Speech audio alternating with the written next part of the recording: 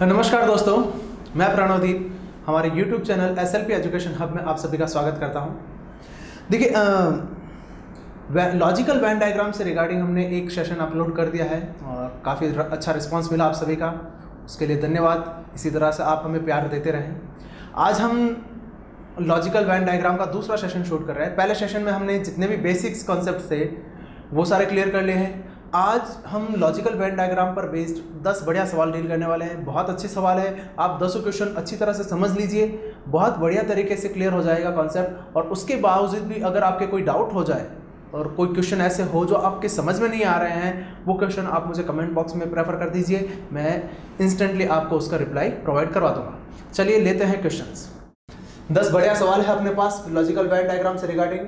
इनमें जो भी कंटेंट दे रखा है उनके बीच वेन आरेख से हम किस प्रकार से संबंध व्यक्त कर सकते हैं, चलिए देखते हैं। ठीक है, चलिए पहला जो है सवाल वो है देश के दुश्मन, आतंकवादी और तस्कर। मैं कोई भी एक ज्यामितीय आकृति से किसी भी एक को प्रदर्शित कर देता हूं। जैसे ये हो गया आपके आतंकवादी हो गए सारे, ठीक है। अब देखो तस्कर, आतंकवादी और तस्कर के बीच कैसा संबंध होगा? क्या कोई आतंकवादी तस्कर हो सकता है? निश्चित रूप से हो सकता है। तस्कर का मतलब क्या है? जो अवैध जो चीज़ें हैं, अवैध चीज़ों का व्यापार करता है, जैसे ड्रग्स वगैरह है, हथियार है, जिनका गवर्नमेंट की परमिशन नहीं हो, तो आतंकवादी है वो हथियार इधर उधर ले जाते करते हैं, तो आतंकवादी तस्कर हो सकते हैं। पर क्या सभी आतंकवादी तस्कर हो जाएंगे? क्या नहीं, सभी आतंकवादी तस्करी का काम नहीं करेंगे। तो यहां पर मैं क्या कह सकता हूं, आतंकवादी और तस्कर के बीच कैसा संबंध होगा? आंशिक संबंध। यानी मैं क्या कह सकता हूं कि कुछ आतंकवादी तस्कर हो सकते हैं और कुछ तस्कर आतंकवादी। कुछ तस्कर ऐसे भी होंगे जो आतंकवादी गतिविधियों में लिप्त नहीं हो, और जो दूसरे हैं जो अन्य गतिविधियों में हो, बट वो अवैध व्यापार कर रहा हो। अब तीसरी चीज है देश के दुश्मन। अब बताओ, देश के दुश्मन का आतंकवादी और तस्कर के साथ कैसा संबंध हो सकता है, आंशिक या पूर्ण? क्या कोई आतंकवादी देश का दुश्मन होगा? निश्चित रूप से होगा। क्या सभी आतंकवादी देश के दुश्मन होंगे? कोई भला करेगा क्या? कोई आतंकवादी देश का भला करेगा क्या? सभी दुश्मन ही है, कोई भला करने वाला था नहीं। तस्कर, क्या कोई तस्कर देश का दुश्मन होगा? होगा। क्या सभी तस्कर देश के दुश्मन है? कोई भला करने वाला तस्कर भी नहीं है, ना आतंकवादी है ना तस्कर है। जो भी है ये सारे क्या है? देश के दुश्मन है, देश की बुराई करने वाले हैं। तो यहां पर कैसा आएगा? पूर्ण संबंध। यानी ये हो गया आपके देश के दुश्मन। देश के दुश्मन के अंदर क्या आ जाएगा? आतंकवादी और तस्कर मिल जाएगा। ठीक है, समझ में आ गया। अगला लेते हैं दूसरा क्वेश्चन, चोर, पॉकेटमार और अपराधी। चलिए कोई भी ले लेता हूं मैं, जैसे ये ले लिया मैंने, पॉकेटमार हो गया, ठीक है। अब पॉकेटमार और चोर में क्या संबंध होगा? क्या कोई पॉकेटमार चोर हो सकता है? बिल्कुल हो सकता है। क्या सभी पॉकेटमार चोर होंगे कि नहीं होंगे, कि कुछ ही होंगे? पॉकेट मार रहा है भी पूछ के तो लेगा नहीं, ठीक है, चोरी कर रहा है, ऐसा तो नहीं कि भी कुछ पॉकेट मार चोर होंगे और बाकी वाले नहीं होंगे, सारे होंगे।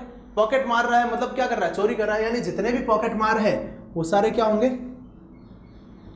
चोर होंगे। अब क्या कोई चोर अपराधी है? बिल्कुल है। क्या सभी चोर अपराधी है? क्या कुछ बेगुनाह भी होते हैं, ऐसे चोर है कि जो बेगुनाह होंगे? नहीं, अपराधी होंगे। तो यहां पर चोर और अपराधी के बीच में कैसा संबंध आएगा?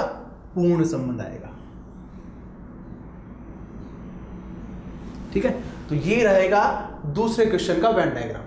ठीक, चलिए तीसरा क्वेश्चन, बहुत बढ़िया सवाल है। देखिए, पक्षी, चमगादड़ और कबूतर, यहां पर चीज ध्यान देने लायक है, बहुत बढ़िया सवाल है।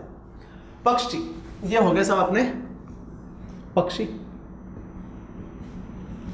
अब आ गई बात चमगादड़। चमगादड़ को कहां लोगे? पक्षी के अंदर या बाहर?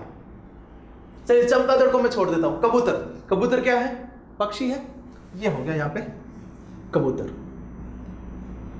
अब एक चीज आपको विशेष ध्यान रखने लायक है, चमगादड़ पक्षी नहीं है, इंपॉर्टेंट चीज, ठीक है। अभी बहुत कोरोना फैल रहा है इससे, पर ध्यान रखना, चमगादड़ क्या है? पक्षी नहीं है।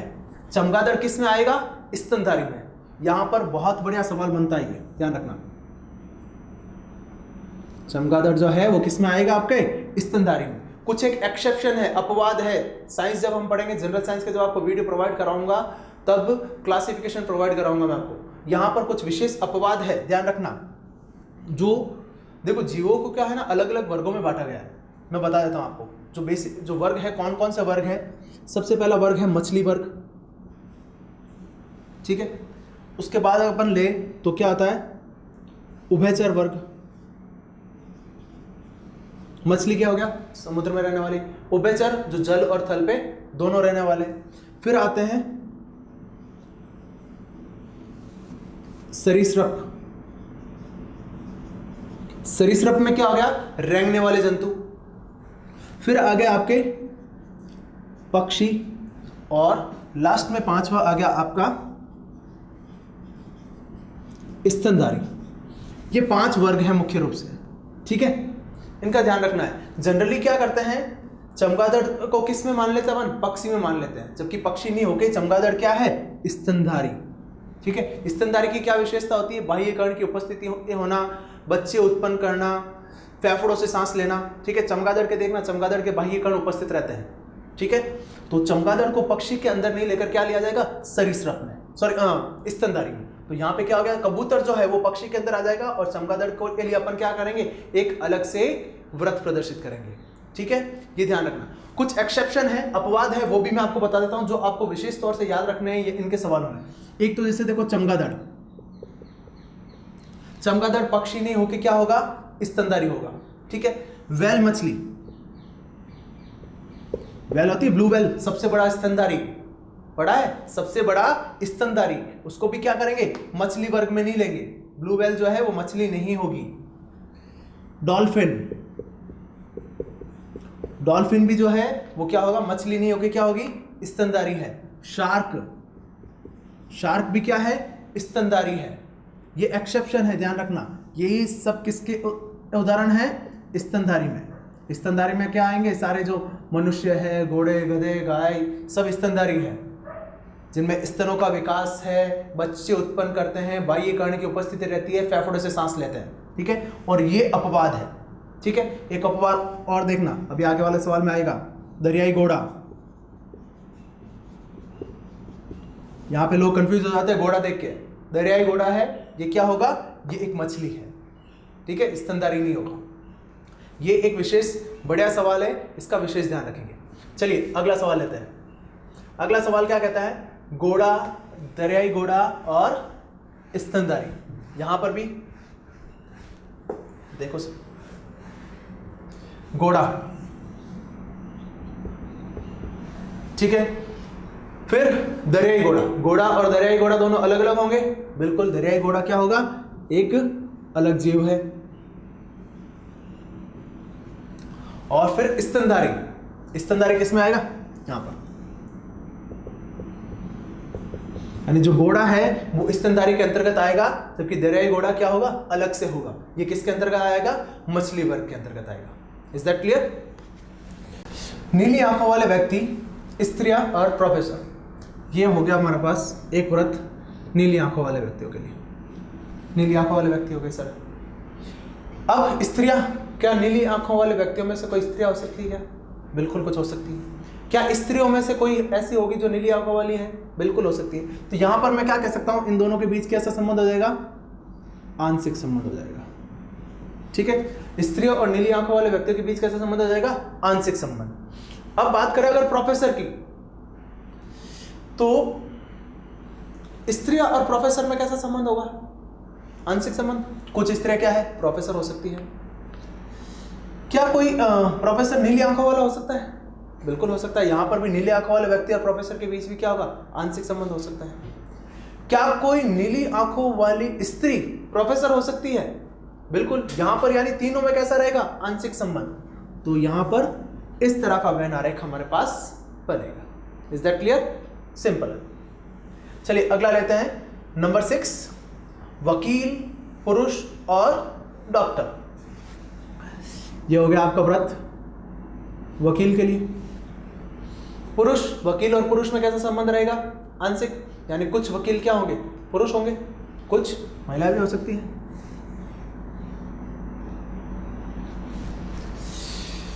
तो वकील और पुरुष के बीच कैसा संबंध होगा, आंशिक संबंध।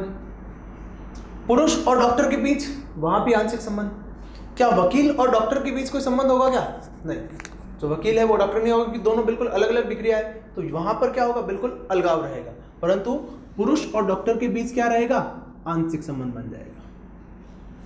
सिंपल है, बिल्कुल इजी वे में। चलिए नेक्स्ट, चंद्रमा, सूर्य, तारे, ये बढ़िया सवाल है। देखो चंद्रमा, ये हो गया आपका चंद्रमा। सूर्य, सूर्य क्या है, चंद्रमा से अलग है, बिल्कुल डिफरेंट है। ये हो गया सूर्य। तारे, अब देखो तारे, तारे कहां पर आएगा, देखना, जो सूर्य है, सूर्य भी एक तारा है, इसका विशेष ध्यान रखना। वहां पर सूर्य, चंद्रमा, तारे तीन अलग अलग मत काउंट कर लेना आप। जो तारा है वो क्या है, जो बहुत सारे जितने तारे हैं उन बहुत से तारों में से सूर्य भी क्या है, एक तारा है। तो तारा क्या होगा, एक बड़ा वर्ग बनेगा, और सूर्य इनमें से एक तारा है, तो सूर्य जो है वो तारे के अंतर्गत आएगा। क्लियर? चलिए, नारी, मां और डॉक्टर, ये हो गया आपका नारी। मां, अब मां जो है वो क्या होगा, नारी के अंतर्गत ही आएगी। जितनी भी मां है वो क्या है, सारी नारी है। तो मां और नारी के बीच कैसा रहेगा, पूर्ण संबंध बनेगा। ठीक है। और डॉक्टर, डॉक्टर, अब मेरे को बताओ, क्या कोई नारी डॉक्टर हो सकती है? बिल्कुल हो सकती है। क्या कोई मां डॉक्टर हो सकती है? निश्चित रूप से हो सकती है। यानी डॉक्टर का क्या होगा, नारी और मां दोनों के साथ कैसा रहेगा, आंशिक संबंध बनेगा।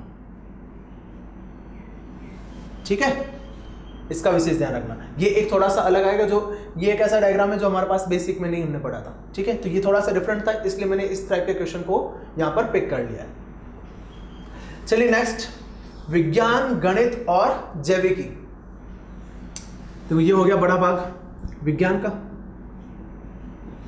अब गणित और जैविकी, हमें पता है गणित और जैविकी क्या है, दोनों ही विज्ञान के हिस्से हैं, विज्ञान के ही भाग है, और दोनों ही क्या है, अलग अलग हो गए। दोनों में आपस में कोई संबंध नहीं है गणित और जैविकी में, परंतु दोनों ही क्या है, विज्ञान के अंतर्गत ही आएंगे। सिंपल, बिल्कुल।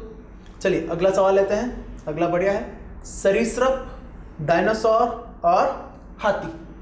सरीसृप, डायनासोर और हाथी, ये हो गया हिस्सा अपना सरीसृप का। डायनासोर बढ़िया चीज है, बहुत से स्टूडेंट्स हैं जो इस चीज को जानते नहीं है कि जो डायनासोर थे वो स्तनधारी नहीं थे। डायनासोर किस वर्ग के अंतर्गत आते थे, सरीसृप वर्ग, रेप्टिलिया वर्ग के अंतर्गत आए थे। तो जितने भी डायनासोर है वो क्या होगा, सरीसृप वर्ग के अंदर। आपने कुछ डायनासोर को उड़ते हुए भी देखा होगा पक्षियों के जैसे, परंतु वहां पर भी कंफ्यूज नहीं होना है। डायनासोर ना तो पक्षी वर्ग में आते हैं, ना ही स्तनधारी वर्ग में आते हैं। डायनासोर किस वर्ग में आएंगे, सरीसृप। और हाथी, हाथी वो है, वो अलग है, स्तनधारी वर्ग में। तो यहाँ पे क्या आ जाएगा, ये हाथी आ जाएगा। ठीक है, तो ये हमने 10 बढ़िया लेवल के सवाल कंप्लीट कर लिए। धन्यवाद दोस्तों। देखिए यहाँ पर हमने लॉजिकल वेन डायग्राम के रिगार्डिंग जो 10 बढ़िया सवाल थे वो हमने कवर कर लिए हैं। इसके बावजूद भी अगर आपको किसी सवाल में दिक्कत आ रही है, परेशानी हो रही है, तो आप हमें कमेंट बॉक्स में बताइए कि हाँ इस टाइप के क्वेश्चन हमसे नहीं हो पा रहे हैं। लॉजिकल वेन डायग्राम हो या वेन डायग्राम हो, जो भी हो, वेन डायग्राम के भी हमने जो वीडियो है बहुत अच्छे लेवल पे शूट कर लिए हैं, उनका लिंक आपको डिस्क्रिप्शन बॉक्स में मिल जाएगा। Venn diagram, logical Venn diagram दोनों आप अच्छे लेवल पे देख लीजिए, क्योंकि इसके बाद जो हम अगला टॉपिक लेने जा रहे हैं सिलोजिज्म, न्याय वाक्य, वो बहुत टफ टॉपिक है और उसके लिए ये एक बेस रहेगा। अगर आपने ये समझ रखा है लॉजिकल वेन डायग्राम, तो सिलोजिज्म समझने में आपको बहुत आसानी रहेगी। चलिए धन्यवाद। चैनल को लाइक कीजिए, सब्सक्राइब कीजिए और अपने सभी दोस्तों के साथ शेयर कीजिए, और बेल आइकन दबाना ना भूलें ताकि आने वाले जितने भी वीडियोज़ हैं उनका नोटिफिकेशन आपको मिल सके। धन्यवाद।